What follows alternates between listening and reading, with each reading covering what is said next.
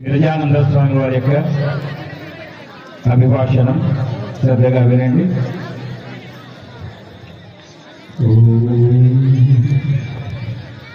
రత్నాకరాధూతపరా హిమాలయ కిరీటిని బ్రహ్మరాజర్షిరత్నాభ్యాం వందే భరతమాతరం.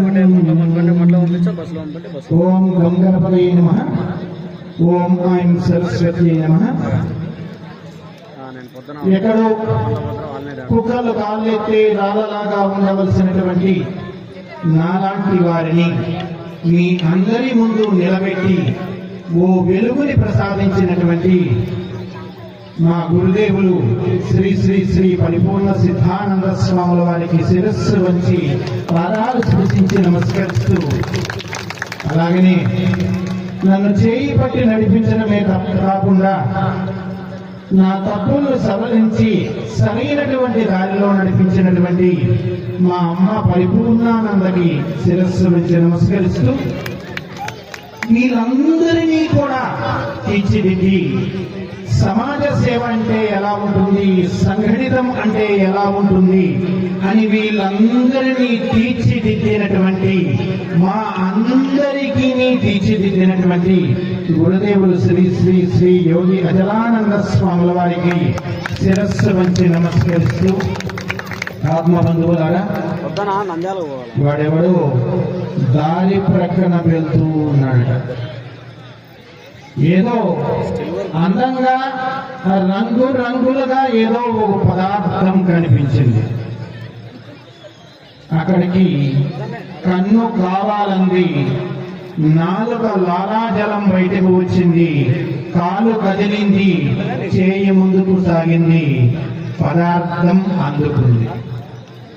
నోట్లో పెట్టుకున్నాడు, పండ్లు నమిలాయి, నాలుక రుచి చూసింది, గొంతు మింగింది, కడుపులోకి పదార్థం జారిపోయింది.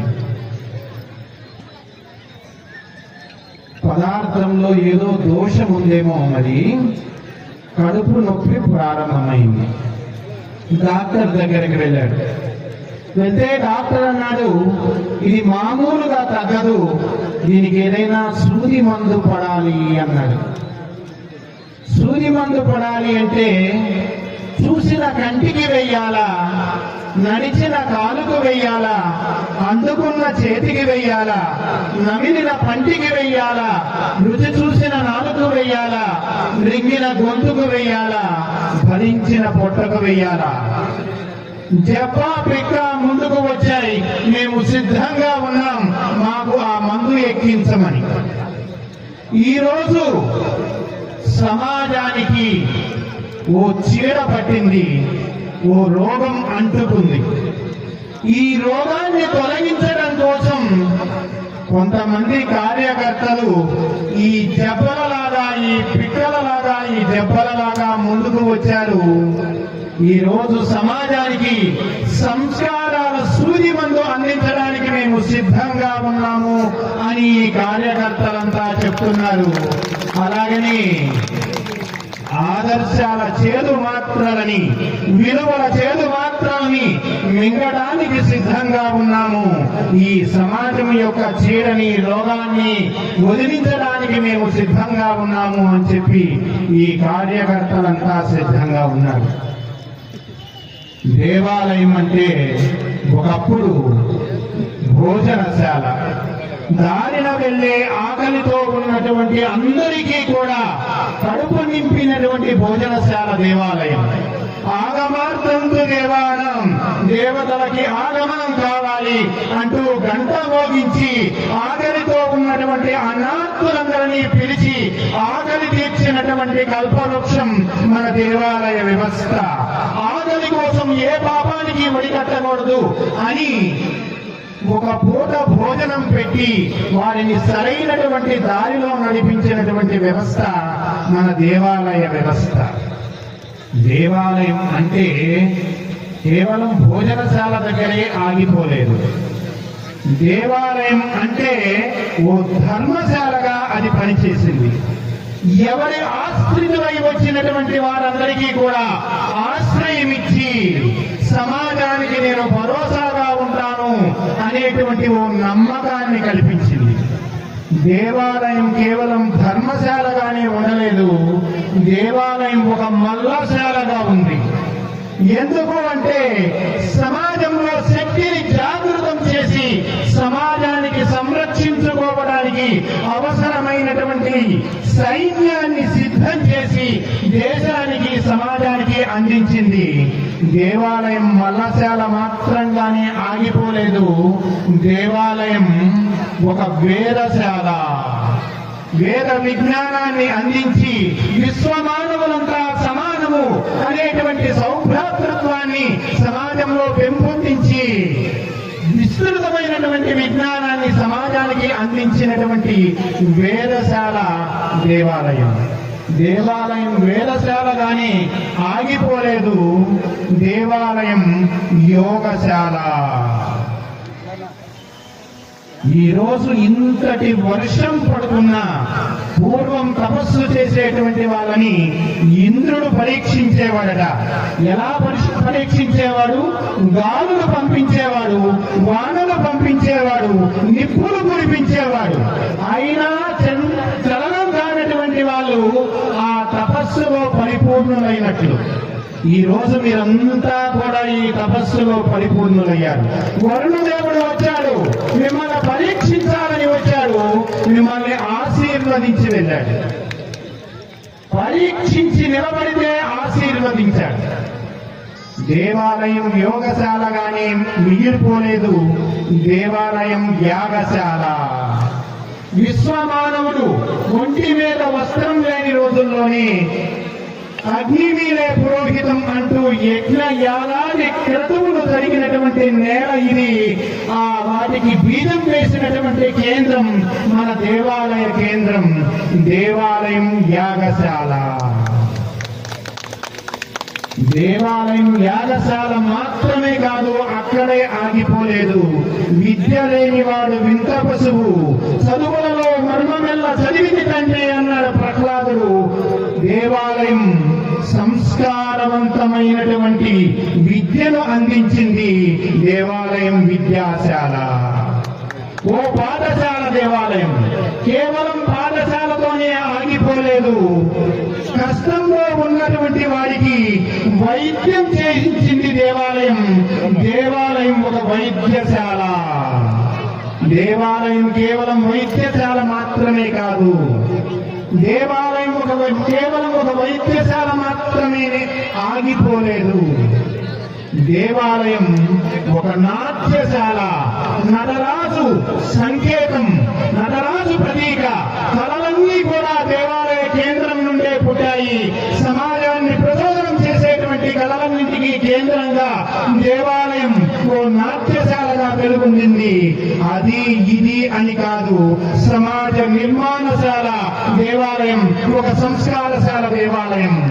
ఈ రోజు ఆ దేవాలయ కేంద్రాన్ని సంరక్షించుకోవడం కోసం ఇంతమంది అమ్మలంతా కూడా నడుం బిగించారు. ఈ రోజు ఒక అద్భుతం జరుగుతుంది. ఓ భక్తి ఉద్యమం మన మైదుగూరు ప్రాంతంలో ఓ భక్తి ఉద్యమం సాగుతూ ఉంది. అది కోలాట రూపాన్ని సంతరించుకుంది. అప్పుడెప్పుడో ఓ 10 సంవత్సరాల క్రితం అనుకుంటాను, అచలానంద ఆశ్రమంలో గోవిందమాంబ ప్రసాదశాల ముందు ఉన్నటువంటి ఓ స్తంభం కింద 2 లైట్ల కింద గాయత్రి మంత్రంతో అశోక్ అనేటువంటి ఓ యువకుడు, MBA చదివినటువంటి యువకుడు అక్కడ ఉన్నటువంటి చిన్నపిల్లలందరినీ చేర్చి గాయత్రి మంత్రంతో కోలాటం నడకలు నేర్పుతూ ఉంటే నేను చూశాను, సంతోషం అనిపించింది.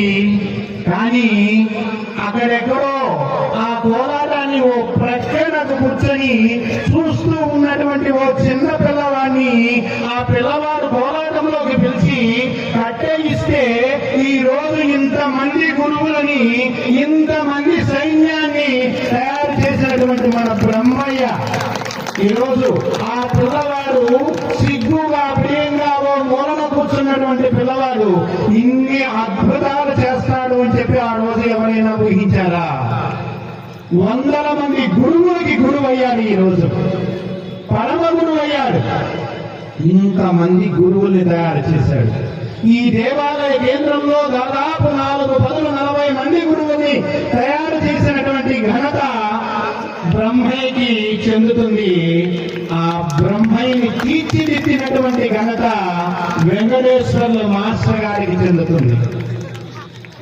ఇంతటి మహత్తరమైనటువంటి బృహత్తరమైనటువంటి కార్యక్రమానికి అవసరమైనటువంటి వేదికని, గ్రౌండ్ని సిద్ధం చేసి ఇంతమంది సైన్యాన్ని ముందుకు నడిపించినటువంటి ఘనత మా అమ్మ మాధవమ్మకు దక్కుతుంది. ఎక్కడుందో మా అమ్మ మాధవమ్మకు దక్కుతుంది. ఈరోజు మైదుకూరు అనేటువంటిది ఒక చైతన్య కేంద్రం. అప్పుడెప్పుడో తమకు ఆశ్రయం ఇచ్చినటువంటి ఇంటిలో నుండి రోదనలు విని కుంతీదేవి ఏమి జరుగుతుందా అని ప్రక్కకు వెళ్ళి వింటూ ఉంది.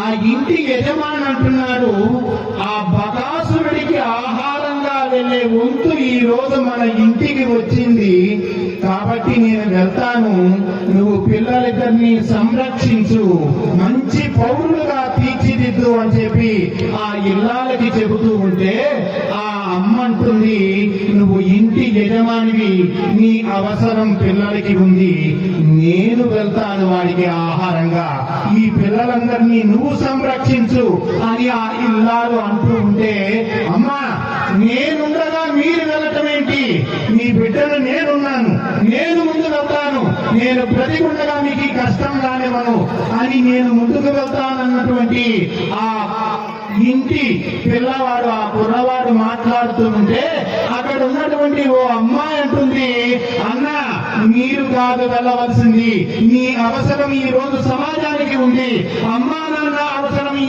ఇంటికి ఉంది, నేను వెళ్తాను, ఈ తల్లిదండ్రుల రుణం తీర్చుకునేటువంటి అవకాశం నేను తీసుకుంటాను అని చెప్పి ఆ అమ్మ అంటూ ఉంటే లోపలకు వచ్చినటువంటి ఆ కుంతీదేవి అంది, అమ్మా మీరెవరు వెళ్ళవలసినటువంటి పని లేదమ్మా, నాకు 5 బిడ్డలున్నారు, 5 బిడ్డలున్నారు, మిమ్మల్ని చూస్తే నాకు ముచ్చట అనిపిస్తుంది, మాకు ఆశ్రయం ఇచ్చారు, మీకు ఎంత చేసినా తక్కువే, ఎంత చేసినా తక్కువే, కాబట్టి నా బిడ్డను పంపిస్తానమ్మా అంటే ఆ ఇంటి వాళ్ళు ఒప్పుకోలేదు.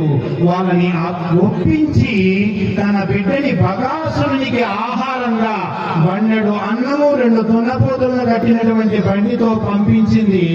ఆ తరువాత భీముడు వెళ్ళడం, బకాసుర సంహారం చేయడం ఇదంతా మీకు తెలుసు. ఆ కుంతీదేవి లాంటి మాతృమూర్తులు ఈ రోజు ఈ దేశానికి కావాలి.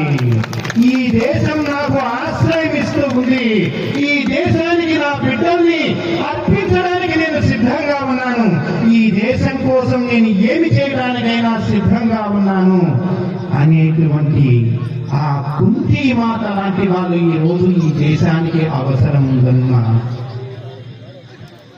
రాముడు అరణ్యాలకి వెళ్తూ, అమ్మా అరణ్యాలకి వెళ్తున్నాను అంటే ముందు శోకించిన, ఆ తరువాత దీవిస్తూ, యం పాలయసి ధర్మం త్వం తృత్యాచనీమేన చ సవై రాఘవ శార్ధూల ధర్మస్వాం అభిరక్షదు.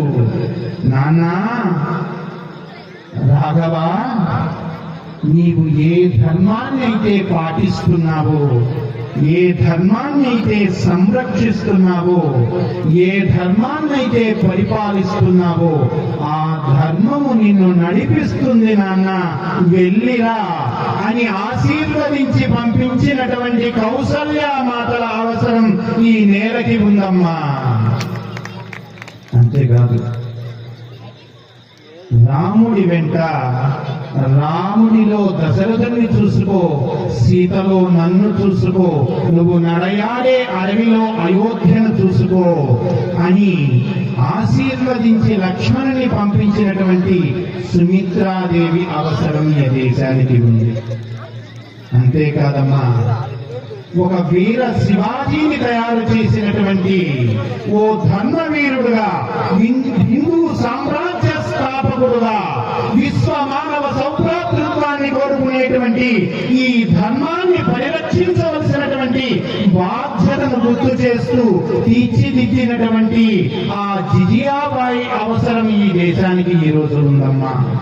ఓ స్వామి వివేకానంద తయారు చేసినటువంటి తల్లి భువనేశ్వరి అవసరం ఈ దేశంలోకి ఉంది. మీలో వాళ్ళందరి యొక్క అంశం ఉంది.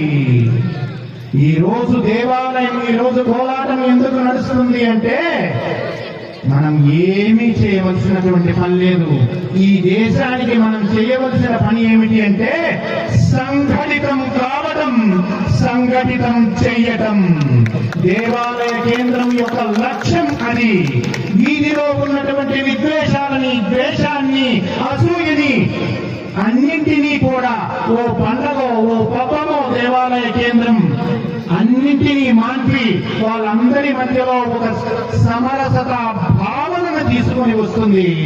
ఈ రోజు దేవాలయం అలా పనిచేసే విధంగా ఆ దేవాలయ కేంద్రాలను తీర్చిదిద్దుతున్నటువంటి ఈ మాతృమూర్తులందరికీ కూడా గురుదేవులు శ్రీ శ్రీ శ్రీ యోగి అచలానంద స్వాముల వారి ఆశీస్సులతో పాటు హనుమత్ లక్ష్మణ సమేతులైనటువంటి సీతారామచంద్రమూర్తి ఆశీస్సులు సర్వదా సర్వత్రా ఉండాలని, మీ అందరి కుటుంబాలలో ఆయురారోగ్యములు, భోగభాగ్యములు, సుఖ సంతోషములు సమృద్ధిగా ఉండాలి అని చెప్పి కోరుకుంటూ మరొక్కసారి మీకు తెలియజేస్తుంది ఏమిటంటే అమ్మా, ఈ కోలాటం కళకి కులం లేదు, కళకి ప్రాంతం లేదు, కళకి ద్వేషం లేదు.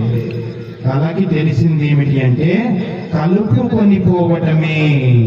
అందుకని ఇంతమంది కోలాటం అనేటువంటి ఈ కార్యక్రమం 150 మంది పైన మాతృమూర్తులు లయబద్ధంగా అడుగు తడబడకుండా వేస్తూ ఉన్నారంటే మీ ఏకాగ్రత, మీ గురువు యొక్క ప్రావీణ్యత, ఆయన యొక్క పరిశ్రమ, ఇవన్నీ కూడా చూసేటువంటి వాళ్ళందరికీ కూడా సుస్పష్టంగా అర్థమవుతూ ఉన్నాయి. అమలారా, మీ పని ఇంతటితో పూర్తి కాల, ఈ రోజు ఆరంభమవుతూ ఉంది. మనం చాలా ముందుకు వెళ్ళవలసినటువంటి అవసరం ఉంది. మన దేవాలయ కేంద్రాన్ని మనం సంరక్షించుకోవలసినటువంటి అవసరం ఉంది. సామూహిక హారతులు జరగాలి, నగర సంకీర్తనలు జరగాలి. మనం హనుమాన్ చాలీసా కార్యక్రమాన్ని చేశాం. వీటన్నింటి యొక్క ఆంతర్యం సంఘటితం చెయ్యడమే. ఎందుకు సంఘటితం చెయ్యాలి అంటే విశ్వ మానవ కళ్యాణాన్ని కోరుకునేటువంటి ఈ ధర్మం మనుగడ సాగితే ప్రపంచమంతా కూడా సుఖశాంతులతో ఉంటుంది. లోకా సమస్త సుఖినో భవంతు అన్నటువంటి ధర్మ సూత్రాన్ని ప్రపంచానికి అందించవలసినటువంటి అవసరం ఉంది. ఈ రోజు ఇండోనేషియా ఒక ఇస్లాం దేశం. అక్కడ హనుమంతుని చిత్రపటాలు కనపడుతూ ఉన్నాయి. విమానయాన సంస్థల మీద గరుత్మంతుడి పేరు కనపడుతూ ఉంది, జటాయువు పేరు కనపడుతూ ఉంది, వీధుల్లో మహాదేవుడి విగ్రహాలు కనపడుతూ ఉన్నాయి, గీతాచార్యుడి యొక్క విగ్రహాలు కనపడుతూ ఉన్నాయి. ప్రపంచమంతా కూడా ఈ జాతిని, ఈ ధర్మాన్ని, ఈ సంస్కృతిని, ఈ ఆచారాలని, ఈ వ్యవహారాలని ఆదర్శంగా తీసుకొని ఈ కుటుంబ వ్యవస్థని ఆశ్చర్యంతో చూస్తూ తమ దేశాలలో ఇటువంటి కుటుంబ వ్యవస్థ రావాలి అని చెప్పి కోరుకుంటూ ఉన్నాయి. మీరంతా కూడా దానికి కారణం. కుటుంబ వ్యవస్థని కాపాడుతూ, ఇంటికి దీపంలాగా వెలుగుతూ, మీ దేవాలయ కేంద్రాన్ని కాపాడుతూ, సమాజాన్ని సంఘటితం చేస్తున్నటువంటి మీ అందరికీ మరొకసారి శుభాభినందనలు తెలియజేస్తూ, ఇంత అద్భుతంగా మిమ్మల్ని తీర్చిదిద్దినటువంటి నా ప్రియమైనటువంటి శిష్యుడు బ్రహ్మయ్య పైకి రావాలి ఒకసారి. నేను మొన్న ఒక కార్యక్రమంలో చెప్పాను, ఈ పిల్లవాడు నా మానస పుత్రుడు అని చెప్పాను. ఎందుకు అంటే నా మనస్సునికి ప్రవర్తించేవాడు అని చెప్పాను. నా మనస్సులో ఏముందో నాతో ఎక్కువ మాట్లాడాల్సిన పని లేదు, నా మనస్సును గమనించగలిగినటువంటి శక్తి ఈ పిల్లవాడి దగ్గర ఉంది. ఈ రోజు ఈ మహత్తరమైనటువంటి బృహత్తరమైనటువంటి కార్యక్రమానికి ప్రధానమైనటువంటి వ్యక్తిగా బ్రహ్మయ్య ఉంటే, ఈ బ్రహ్మయ్యని ప్రచోదన చేసినటువంటి ఓ శక్తిగా వెంకటేశ్వర్ల మాస్టర్ గారు ఈరోజు ఒంగోలు చుట్టుప్రక్కల గ్రామాలలో పూజ్య స్వామీజీ వారు గురుదేవుల వారు చెప్పారు, వందల దేవాలయాలలో సామూహిక హారతులు జరుగుతున్నాయి. ఒక్కొక్క చోట 8 మందితోనూ 5గురితోనూ మొదలైన కార్యక్రమం ఈ రోజు వందల మందితో 1000 మందితో సాగుతూ ఉంది అంటే వారు ఒక ప్రధానమైన కారణం. అయితే మా అమ్మ మాధవమ్మ, ఇక్కడ ఉన్నటువంటి అమ్మలంతా కూడా కారణం. వారందరికీ కూడా మనం వెన్ను దన్నుగా మెలిచి మన కార్యకర్తల్ని మనం కాపాడుకోవలసినటువంటి అవసరం ఉంది. కార్యకర్త ఉంటే అమ్మ వాళ్ళ వెనకల మహాశక్తి, మాధవమ్మ వెనకల సురేంద్రుడు నిలబడి ఉన్నాడు. అక్కడికే వస్తున్నాను, మీరు నా మధ్యలో జోక్యం చేసుకోవాలి. స్వామి ఇంకొక మాట, ఉదయం 9 గంటల నుంచి 12 వరకు, సాయంత్రం 7 నుంచి 10 వరకు ఉండి ఈ నేను అక్కడికే వస్తాను. ఇంటి దగ్గర మాధవమ్మ ఒక్కటి వచ్చి కోలాటం వేసుకుంటే మనం అంతా వస్తాము చూడటానికి. మాధవమ్మకి ఓ మంచి సైన్యం దొరికింది. ఆ సైన్యానికి మంచి శిష్యులు దొరికారు. ఈరోజు మీరు ఇంత అద్భుతంగా కార్యక్రమం చేయగలుగుతున్నారంటే ఈ అమ్మల వెనక వారు ముందే లీక్ చేశారు విషయం. ఇంట్లో ఉన్నటువంటి ఆ మగవాళ్ళు, ఆ మహానుభావుల యొక్క సహకారం ఇది మామూలు విషయం కాదు. రోజుకి 3 గంటల నుండి 6 గంటలు సాధన చేసిన రోజులు ఉన్నాయి.